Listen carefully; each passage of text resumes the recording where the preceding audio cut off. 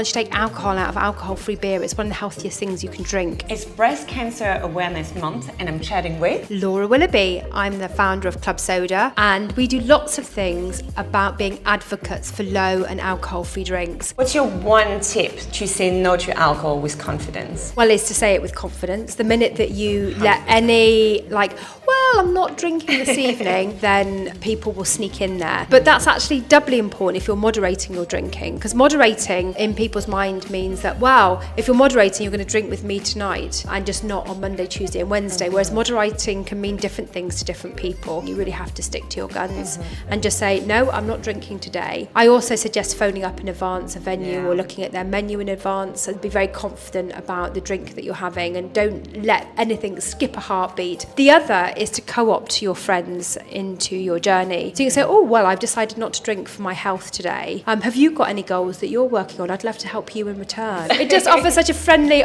we've all got health goals. Yeah. Yours might not be changing your drinking. If you're running a race or you've got a swim or something like that, you can help them in return. Those are all amazing tips. Love it. What is one thing you wish people knew about mindful drinking? I think it's the time that it opens up for you. You don't realise, particularly if you drink regularly and often, how much it is slowing you down and how much you might be operating at sort of 60, 70, 80%. And you don't know what 100% feels like until you've at least had 3 months off the booze, to be honest. It takes about that long. And so the time that opens up is just phenomenal. And also, there's a big difference between being alone and lonely. And I always thought I was lonely and therefore would have a drink and another drink and another drink. But actually, I enjoy being alone, and I never need to be lonely because there's loads of people to connect with, and they're two very different things. What's your go-to alcohol-free ritual or treat that you enjoy? So shall I be really controversial, Camille? Yes.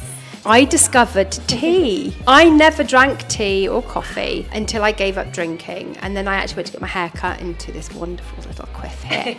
And then I left and there was a tea shop outside. And I thought, maybe I should see what proper tea tastes like. And it blew my mind. And so actually I really enjoy at any point in the day making a very beautiful tea from, sourced from one of my dealers, from somewhere that I know, doing it the right temperature in the right way. It's absolutely a beautiful thing to do. And if you've been a bit of a wine snob, tea is very, very similar in terms of its terroir and all those sorts of things. So that's a good ritual for me. And then the other thing is I pick by occasion. So if I want to be hydrated, alcohol-free beer. Just a mic drop moment here. Once you take alcohol out of alcohol-free beer, it's one of the healthiest things you can drink. It's not an ultra-processed food. It's naturally sugar-free. It's rehydrating, full of vitamin B12. So I actually have it a lot at lunchtimes. And I never drank beer when I was drinking. So, we can all change. I love that. Well, thank you so much for all your tips. That's all right. Cheers.